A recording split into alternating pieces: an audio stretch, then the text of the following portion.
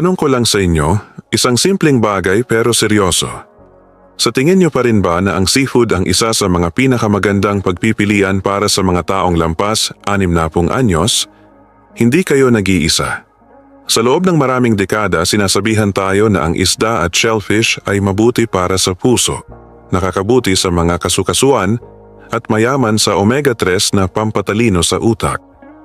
Pero paano kung sasabihin ko sa inyo na ang ilan sa mga pinakasikat na seafood na kadalasan kinakain ng senior, yung mga makikita sa mga buffet, sa mga freezer ng supermarket at maging sa mga diet na irinerekomenda ng doktor, ay maaaring palihim na sumisira sa inyong mga kasukasuan, nananakit ng inyong mga bato, pinapataas ang inyong kolesterol at nagpapabilis sa pagtanda ng inyong mga ugat? Ngayon, ibubulgar natin ang katotohanan. Nagsuri kami ng 12 ng peer-reviewed na pag-aaral para ibigay sa inyo ang 3 na pinakadelikadong seafood na dapat ninyong iwasan pagkatapos ng 60 at ang 3 na pinakamasustansya na pagkaing dagat na dapat ninyong kainin kung nais ninyong manatiling malakas ang inyong mga kasukasuan, matalas ang inyong utak at mataas ang inyong enerhiya. At habang nandito kayo, sabihan niyo kami sa comments sa ibaba. Ano ang paborito ninyong seafood at gaano kadalas niyo ito kinakain? Binabasa namin ang bawat komento at gustong-gusto naming marinig ang inyong mga kwento. Simulan na natin. Bago tayo magsimula, kung hindi ka pa subscribed, mag-subscribe ka na at i-on ang bell notification para hindi mo makaligtaan ang mga susunod na videos. At i-comment sa ibaba kung saan lugar ka nanonood para alam namin kung saan umabot ang video na ito. Ngayon simulan na natin. 3 na pinakadelikadong seafood na dapat iwasan ng mga senior. Seafood number 1, pusit. Sa unang tingin, mukhang masustansyang pagpipili ang pusit. Mababa ito sa taba, mataas sa protina at madalas ihain sa salads, inihaw sa mga skewer o isawsaw sa mga light sauce sa mga eleganteng dinner. Pero huwag kayong padala. Para sa mga senior, ang pusit ay isang metabolic trap na nakabalot sa malinis na puting damit. Ating unawain. Ang 3 onsa ng lutong pusit ay naglalaman ng halos 178 mg ng kolesterol. Iyon ay mahigit 65% ng inyong daily limit sa isang maliit na serving lang. Ito ang masaklap. Kung kayo ay lampas 60 na, ang inyong atay ay hindi na nagpuproseso ng kolesterol tulad ng dati. Bumagal ang inyong metabolismo, nagbago ang function ng inyong mga enzyme, at bilang resulta, mas marami sa dietary cholesterol na iyon ang nananatili at dumadaloy sa inyong dugo. Nagpapataas ito ng inyong LDL, masamang kolesterol, at sumisira sa inyong mga ugat mula sa loob palabas.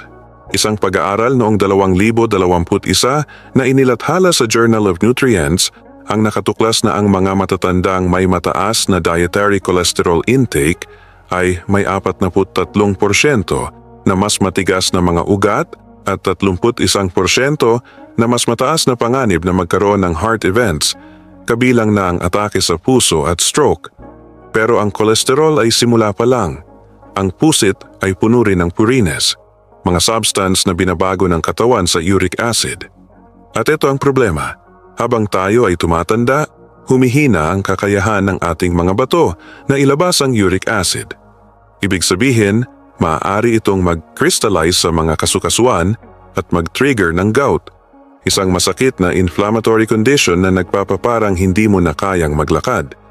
Sa katunayan, isang pag-aaral sa Journal of Gerontology ang nagsabi na ang mga senior na kumakain ng high-purine seafood tulad ng pusit ng mahigit 2 beses sa isang linggo ay may 54% na mas mataas na panganib na magkaroon ng chronic joint inflammation sa loob lang ng 2 taon.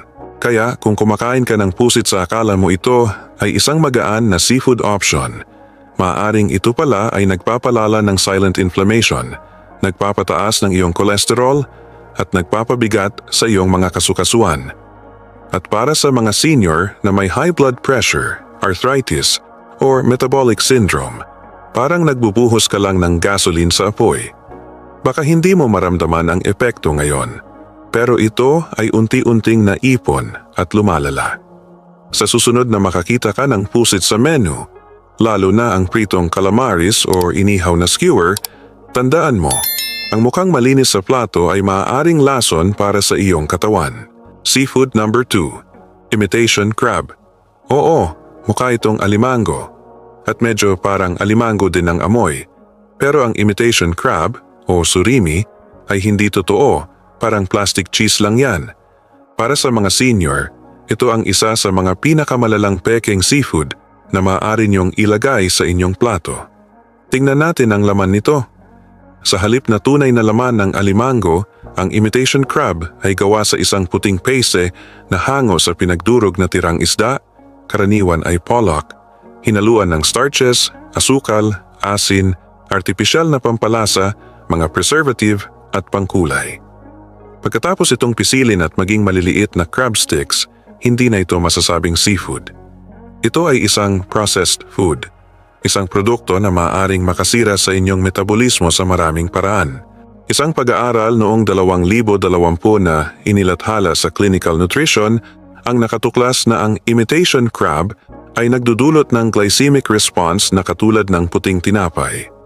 Ibig sabihin, tulad ng isang donut, ang imitation crab ay mabilis magpataas ng blood sugar na sinusundan ng biglaang pagbaba na nag-iiwan sa inyo ng pagod, malabong utak at gutom na naman.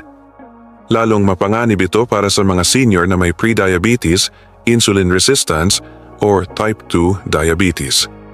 At sa parehong pag-aaral, ang mga matatandang kumakain ng surimi ng 3 beses sa isang linggo ay may 2.6 na beses na mas mataas na insulin levels kumpara sa mga hindi kumakain. Pero hindi lang yon.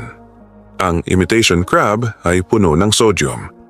Ang isang maliit na serving ay maaaring maglaman ng 700 mg ng asin o higit pa kahit wala pang toyo o dressing. Iyon ay halos kalahati na ng inyong araw-araw na inirerekomendang sodium intake sa ilang subo lang. Para sa mga senior na may alta presyon o problema sa bato, ang ganitong uri-deleting sodium bomb ay recipe para sa disgrasya. Mas masahol pa, ang imitation crab ay kadalasang may monosodium glutamate, MSG, at iba pang additives na maaaring mag-trigger ng sakit ng ulo, pagkahilo, pamamanas, at maging biglaang pagtaas ng presyo ng dugo sa mga sensitibong individual. Ito ang pinakamasaklap. Dahil mukha itong magaan, maraming matatanda ang akala ito ay healthy. Isang matalinong pagpipili ng seafood, lalo na tipid. Pero huwag kayong padala. Ang imitation crab ay halos walang taglay na tunay na nutrisyon ng totoong seafood. Mababa ito sa omega-3, mababa sa zinc, mababa sa selenium, at mataas sa starch, asukal at kemikal. Hindi nito pinapalakas ang iyong katawan, dinadaya lang nito ang iyong katawan. Kung kayo ay kumakain ng imitation crab sa inyong sushi rolls, salads, or frozen meals, itigil nyo na yan. May mas mabubuti at ligtas na paraan para masiyahan sa lasa ng seafood nang hindi isinasakripisyo ang inyong kalusugan. Kung napanood mo pa rin to at nakatulong sa iyo ang mga impormasyong ito, comment mo lang sa baba ang number 2 para malaman kong nandito ka. At kung hindi ka pa nakasubscribe, sana isubscribe mo na at i-on ang notification bell para hindi ka makaligtaan ng mga susunod pang videos. Ang suporta mo ang nagpapatuloy sa amin para makagawa ng dekalidad na content na makakatulong sa iyo. Now, tuloy na tayo sa susunod. Seafood number 3, hipon. Isang tanong, mga kasenyor. Sa tingin nyo ba ang maliliit na hipon ay isang ligtas at malusog na pagpipilian para sa mga senior? Maliit, mababa sa taba, at mukhang isang safe na source ng protein. Diba? Sa kasamaang palad, ito ay isa sa mga pinakamalaking maling akala na nagpapalibot sa ating mga nakatatanda. Ang totoo, ang hipon ay maaaring isa sa mga pinakamapanganib na seafood para sa mga senior, hindi lang dahil sa kung paano ito pinalaki, kundi dahil sa kung ano ang natural na taglay nito. Ating unawain ng mabuti. Unang problema, ang hipon ay mataas sa kolesterol at ang mga tumatandang katawan ay hindi na kayang harapin ito tulad ng dati.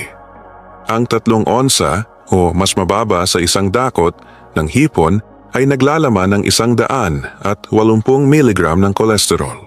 Iyon ay mahigit 60% ng iyong inirerekomendang daily limit sa isang maliit na serving lang.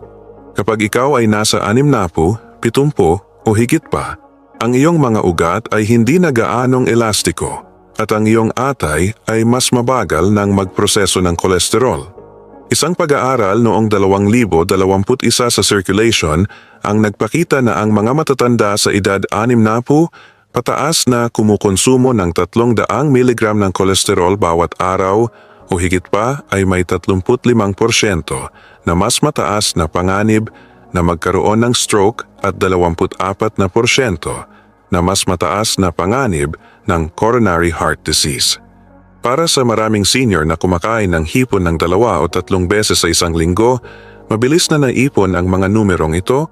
Ikalawang problema. Ang hipon ay naglalaman ng isang mahirap tunawing protina na tinatawag na tropomyosin. Ang protinang ito ay nagiging mas problematiko habang tayo ay tumatanda. Maaring kinain mo ang hipon sa buong buhay mo nang walang problema, hanggang sa isang araw bigla na lang mag-react ang iyong immune system. Ayon sa Journal of Allergy and Clinical Immunology, halos 14% ng mga bagong shellfish allergy sa mga matatanda ay nagsisimulang lumabas pagkatapos ng edad 65, kadalasan walang naunang history ng allergy.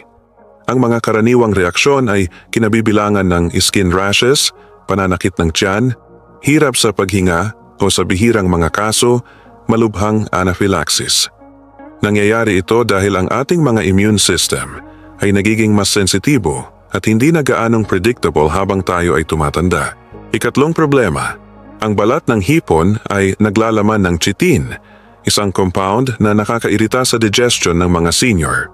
Kahit na nilinis mo ng mabuti ang iyong hipon, ang microscopic na piraso ng chitin, ang matigas na balat, ay maaaring maiwan. Para sa mga mas batang tao na malakas ang digestion, hindi ito malaking problema. Ngunit para sa mga senior na may IBS, mahinang stomach acid, o mabagal na paggalaw ng bituka, ang chitin ay maaaring maging sanhi ng bloating, kabag, at maging pamamaga ng bituka. At kapag ang hipon ay pinrito, mas lalong lumalala ang problema dahil ang balat ay nagiging mas matigas at mas mahirap tunawin. Ang inakala ninyong isang magaan na seafood ay talaga palang isang metabolic bomb. Mataas sa kolesterol, may mga allergenikong protina, mga irritant sa tiyan, at mga nakatagong antibiotic na nakaimpake sa isang maliit at mapanlinlang na mukhang masustansyang package. Kaya, kung ikaw ay naglalagay ng hipon sa iyong salad o stir-fry, sa akala mo ito ay mabuti para sa iyong puso at waistline, maaaring panahon na upang muling pag-isipan ang iyong plato. May mas mabubuting pagpipilian mula sa dagat na hindi lang masarap, kundi nakapagpapagaling sa iyong mga kasukasuan, nagpapaboost ng collagen at sumusuporta sa iyong tiyan, puso at utak. At yan mismo ang ating tatalakayin sa susunod. Sa darating, 3 na seafood superfoods na dapat kainin araw-araw ng mga senior. At ang number 1 sa listahang ito, hindi ito isang isda, ngunit maaari itong maging pinakamasustansyang pagkain para sa malusog na mga kasukasuan pagkatapos ng 60. Kung gusto mo ang topic ng video na ito, mag-comment ng mabuhay sa comment section. Kung hindi ito ang inaasahan mo, mag-comment ng 0 para ma-improve ko pa at makagawa ng mas magagandang video na akma sa iyong pangangailangan. Ngayon, ipagpatuloy na natin. 3 na pinakamasustansya na pagkaing dagat na dapat kainin araw-araw ng mga senior. Seafood number 3, sea cucumber. Hindi ito mukhang espesyal, hindi ito makinang, at hindi ito uso. Ngunit ang sea cucumber, ang kakaibang hayop dagat na ito, ay maaaring isa sa pinakamakapangyarihang natural na remedyo para sa mga senior na nakikibaka sa pananakit ng kasukasuan, pagtanda ng balat, pamamaga ng bituka, at mabagal na paggaling pagkatapos mag-ehersisyo. Ating alamin kung bakit itinuturing na superfood para sa mga tumatandang katawan ang longganisa ng dagat na ito. May taglay na natural na chondroitin sulfate. Kung nakainom ka na ng joint supplement, malamang nakita mo na ang chondroitin sulfate sa label. Ito mismo ang nutrient na matatagpuan sa sea cucumber sa natural at madaling masipsip na anyo nito. Ito ay nakapagpapalakas sa cartilage, nagpapa-improve ng lubrication ng mga kasukasuan at nagpoprotekta laban sa age-related joint degeneration. Kaya naman sa tradisyonal na gamot sa Asya, ang sea cucumber ay ginamit sa loob ng maraming siglo para promosyonan ng mahabang buhay at pisikal na lakas. Nakapagpapanatili ng skin elasticity at tissue repair. Bukod sa mga kasukasuan, ang collagen ay sumusuporta sa firmness ng balat, paghilom ng mga sugat at integridad ng lining ng bituka. Sa pag-boost ng collagen precursors at pagbawas ng chronic inflammation, ang sea cucumber ay nakakatulong din para puminis ang mga wrinkles, magbawas ng mga visible signs of aging at magpatibay sa intestinal barrier, lalong mainam para sa mga may leaky gut o IBS. Kung paano ihanda ang sea cucumber, maraming senior ang hindi pa nakakatikim nito, ngunit mas simple itong lutuin kaysa sa inyong inaakala. Magbabad ng tuyong sea cucumber sa tubig magdamag. Pakuluan ito ng marahan sa bone broth o herbal soup sa loob ng 1 hanggang 2 oras. Pagsamahin ito sa luya, bawang o kabute para mas lumasa at mapataas ang healing properties nito. Ito ay may gelatinous na texture, isang palatandaan ng taglay nitong collagen density at madaling sumipsip ng lasa na ginagawa itong isang masustansyang dagdag sa mga sopas o nilaga. Seafood number 2. Tahong. Sa unang tingin mukha lang itong ordinaryong tahong. Nagtataglay ng isa sa pinakamalakas na anti-inflammatory na kapangyarihan na matatagpuan sa kalikasan. At para sa mga senior na nakikipaglaban sa arthritis, paninigas ng mga kasukasuan o mabagal na paggalaw, ang kayamanang dagat na ito ay maaaring ang banayad na himalang hinahanap mo. Ano ang benepisyo ng tahong? Ang sagot ay nasa isang natatanging fatty acid na hindi mo makikita sa karaniwang isda. Ang eicosapentaenoic acid, ETA, isang bihirang anyo ng omega-3. Iba ang paraan ng paggana ng ETA kumpara sa EPA at DHA. Hinaharangan nito ang isang pangunahing enzyme, 5-LOX, na nagtitrigger ng pamamaga ng kasukasuan.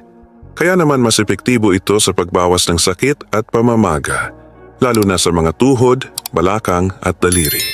Ayon sa isang pag-aaral noong 2020 na inilathala sa Nutrients, ang mga senior na kumakain ng tahong araw-araw sa loob ng 12 linggo ay iniulat ang 42% na pagbaba ng pananakit ng kasukasuan at 35% na pag-improve sa physical function. Hindi ito maliit na pagbabago. Ito ang pagkakaiba sa pagitan ng hirap na pagbangon sa kama at muling pag-enjoy sa morning walk. Nag-aalok ang mga tahong na ito ng nutritional profile na mas superior kaysa sa karamihan ng supplements at lahat ay nasa isang pagkain na madaling masipsip ng iyong katawan. Paano ito kainin ng tama? Upang mapanatiling buo ang mga mahahalagang compound, painitin ito ng marahan kasama ng bawang, parsley at kaunting lemon juice. Iwasang masyadong lutuin o iprito. Ang init ay sumisira sa marami sa mga anti-inflammatory oils. Maaari ka ring makakita ng freeze-dried powder or extract kung wala ang sariwang option. Ang lasa nito ay banayad, medyo matamis at hindi malansa na ginagawa itong perpekto para sa mga senior na sensitibo ang panlasa. Totong buhay na kwento, si Margaret, 74, isang retired librarian mula sa Quezon, ay nakikipaglaban sa paninigas ng tuhod sa loob ng mahigit 5 taon. Nag-aalangan siyang uminom ng mas maraming gamot at natatakot na mawala ang kanyang independensya. Matapos malaman ang tungkol sa tahong mula sa kanyang physical therapist, nagsimula siyang magdagdag ng isang maliit na serving, mga 6 na tahong, sa kanyang hapunan 2 beses sa isang linggo. Sa loob ng 2 buwan, ibinahagi ni Margaret na kaya na niyang lumuhod habang nag-gardening, isang bagay na hindi niya magawa ng komportable sa loob ng maraming taon. Ang tahong ay hindi lang basta seafood. Ito ay isang natural na inflammation-fighting powerhouse na dinisenyo ng kalikasan at perpekto para sa mga tumatandang kasukasuan. Kung pagod ka na sa pagsalubong sa umaga ng naninigas o ang iyong mga lakad ay tumatagal at bumibilis, Huwag pabayaan ang mga hinaing ng iyong katawan. Idagdag ang mga bayani ng karagatan na ito sa iyong plato at bigyan ng suporta ang iyong mga kasukasuan na matagal nang hinihiling. Seafood number 1. Oysters. Sa loob ng maraming siglo, ang oysters ay itinuturing na isang masarap na pagkain na nakalaan lamang para sa mga espesyal na okasyon o bakasyon sa tabing dagat. Ngunit para sa mga senior, ang mga simpleng shellfish na ito ay isa sa mga pinakanakatulong na pagkaing nakapagpapagaling na maaari ninyong kainin, lalo na kung kayo ay nakikipaglaban sa pagkapagod, marupok na mga buto, manipis na buhok, mahinang resistensya o mabagal na paggaling. Ang tunay na lakas ng oysters ay nasa kanilang nutrient density. 2 katamtamang laki ng oysters lamang ay maaaring magbigay sa iyo ng higit sa 100% ng iyong pang-araw-araw na pangangailangan sa zinc. Isang buong araw na supply ng vitamin B12, malaking halaga ng copper, selenium, iron at omega-3s. Ang mga nutrisyong ito ay hindi lamang maganda para sa katawan. Ang mga ito ay mahalaga para sa pagpapanatili ng lakas, enerhiya at kalinawan ng pag-iisip, lalo na pagkatapos ng edad 60 kung kailan bumibilis ang pagbaba ng kakayahan ng katawan na sumipsip ng mga nutrisyong ito. Bakit napakahalaga ng zinc pagkatapos ng 60? Ang zinc ay isa sa mga pinaka-overlooked na kakulangan sa mga senior. Subalit, ito ay kasangkot sa mahigit 300 biological functions. Sumusuporta sa immune response, nagpapabilis sa paghilom ng mga sugat, tumutulong sa testosterone balance at nagpapainam ng panlasa, pangamoy at kalinawan ng utak. Isang pag-aaral sa American Journal of Clinical Nutrition ang nakatuklas na mahigit 40% ng mga adulto sa edad 60 pataas ay may zinc deficiency nang hindi namamalayan. Ang resulta, mas madaling magkasakit, mahinang paghilom ng balat, paghina ng panlasa at pangamoy, at maging ang paghina ng memorya. Ang B12 brain boost. Ang vitamin B12 ay isa pang essential na nutrisyong mas nagiging mahirap sipsipin habang tumatanda, at ang kakulangan nito ay maaaring maging sanhi ng pagkalimot, pagkapagod, pamamanhid sa mga kamay at paa at maging depression. Isang pag-aaral noong 2021 mula sa Journal of Nutrition and Healthy Aging ang nagsiwalat na ang mga senior na may mababang antas ng B12 ay may 73% na mas mataas na posibilidad na magkaroon ng cognitive decline. Ang oysters ay isa sa mga mayamang pinagmumulan ng B12, mas mataas pa sa steak, at walang taglay na saturated fat o cholesterol na dapat ikabahala. Ang nakalimutang mineral, copper. Karamihan sa mga senior ay hindi nag-iisip tungkol sa copper, ngunit ito ay napakahalaga para sa collagen production, red blood cell formation, at bone strength. Isang European study ang nakatuklas na ang mga senior na may mataas na copper intake ay may 18% na mas kaunting bone fractures sa loob ng 5 taon. At hindi tulad ng karamihan ng supplements, ang copper sa oysters ay highly bioavailable. Magagamit ito ng iyong katawan. Paano kainin ang oysters? Para sa maximum na benepisyo, ang hilaw o bahagyang steamed na oysters ang pinakamainam upang mapanatili ang mga nutrisyong taglay nito. Iwasan ang prituhin o sausawan ng mga creamy sauces. Ihain ito na may kaunting lemon para sa dagdag na vitamin C na magpapainam sa pagsipsip ng mga mineral. Ang canned oysters na nasa olive oil ay isa ring magandang alternatibo kapag hindi available ang sariwa. Kahit 2 hanggang 3 oysters 2 beses sa isang linggo ay maaaring makapagbigay ng kapansin-pansing pagbabago sa iyong enerhiya. Ang oysters ay ang multivitamin ng kalikasan na nasa isang shell. Siksik at madaling masipsip. Sinusuporta nito ang mga sistemang humihina habang tumatanda, ang immunity, enerhiya, pag-iisip, paggaling, at lakas. Kung pagod ka na sa mga supplement na parang hindi naman epektibo, o sa pagbagsak ng iyong enerhiya sa kalagitnaan ng araw, oras na para gamitin ang perpektong handog ng karagatan. Maglaan tayo ng sandali para magnilay. Nalaman mo lang ang isang katotohanan na karamihan sa mga tao, maging ang mga doktor, ay hindi pinag-uusapan. Ang seafood ay hindi laging malusog. Oo, ang karagatan ay puno ng mga nutrisyong nagbibigay buhay. Ngunit habang tayo ay tumatanda, ang maling pagkaing dagat ay maaaring unti-unting umubos sa ating kalusugan. Samantalang ang mga tamang pagpipilian ay maaaring magtayo muli sa atin mula sa loob palabas. Balikan natin ang ating natutunan. Sa isang panig, mayroon tayong mga silent saboteurs. Pusit, puno ng kolesterol at purines na nagpapasiklab sa iyong mga kasukasuan at nagpapapigas sa iyong mga ugat. Imitation crab, isang processed food na nagpapanggap na seafood na nagpapataas ng iyong blood sugar at sodium. Hipon, mukhang hindi nakasasama ngunit puno ng cholesterol, allergens, gut-irritating chitin at nakatagong antibiotics. Maaring mukhang masarap ang mga ito. Maaring nasa bawat menu. Ngunit para sa mga senior, ang mga ito ay madalas na mga ticking time bomb. Lalo na kung ikaw ay nakikipaglaban sa pagkapagod, paninigas ng kasukasuan, alta presyon, umabagal na pantunaw. Sa kabilang banda, natuklasan natin ang iyong mga kaalyado sa karagatan.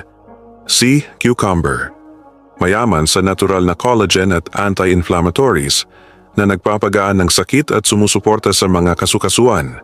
Tahong, puno ng mga bihirang omega-3 at mineral upang patibayin ang mga balakang at tuhod. Oysters, multivitamin ng kalikasan para sa mga senior na nagbibigay sa iyo ng zinc, B12 at copper para sa enerhiya, immunity at lakas ng buto. Ang mga ito ay hindi lamang pagkain. Ang mga ito ay mga functional na kasangkapan. Ang mga ito ay iyong personal na mga kaalyado sa kalusugan. Kaya, ano ngayon? Kung nakarating ka hanggang dito, malinaw na ikaw ay isang taong nagmamalasakit ng lubos sa iyong kalusugan o sa kalusugan ng isang taong mahal mo. Ngunit ang kaalaman ng walang aksyon ay walang pagbabago. Kaya ito ang iyong susunod na hakbang. Magsimula sa pag-alis ng isa sa mga nakasasamang seafood sa iyong lingguhang pagkain. Palitan ito ng isa sa mga nakapagpapagaling na pagkaing dagat na inihayag natin ngayon. Kahit isa o dalawang beses lamang sa isang linggo. Panoorin kung paano nagbabago ang iyong enerhiya, kumakalma ang iyong pantunaw, lumuluwag ang iyong mga kasukasuan at kumikinang ang iyong balat. At huwag itago ito sa sarili. Ipadala ang video na ito sa isang taong mahal mo na lampas sa 60 na, ang iyong asawa, magulang o kaibigan. Maari itong makatulong sa kanila na maiwasan ang isang krisis sa kalusugan o maibalik ang siglang akala nila ay nawala na ng permanente. Salamat sa pagsama sa amin ngayon. Gusto naming marinig ang iyong opinyon. Mag-iwan ng komento sa ibaba at ibahagi ang isang bagay na natutunan mo ngayon at kung paano mo ito gagamitin sa iyong buhay. Mahalaga sa amin ang iyong saloobin, kaya huwag magatubiling ibahagi ito. Ang pagbabasa ng iyong mga komento ay nagbibigay sa amin ng malaking motibasyon at inspirasyon. Kung nagustuhan mo ang video na ito at nakatulong ito sa iyo, mangyaring i-like, mag-subscribe at i-share. Ang iyong suporta ay tutulong sa amin na makagawa pa ng mas maraming magandang content para sa iyo. Salamat sa panonood at sana ay makita ka ulit namin sa susunod na video.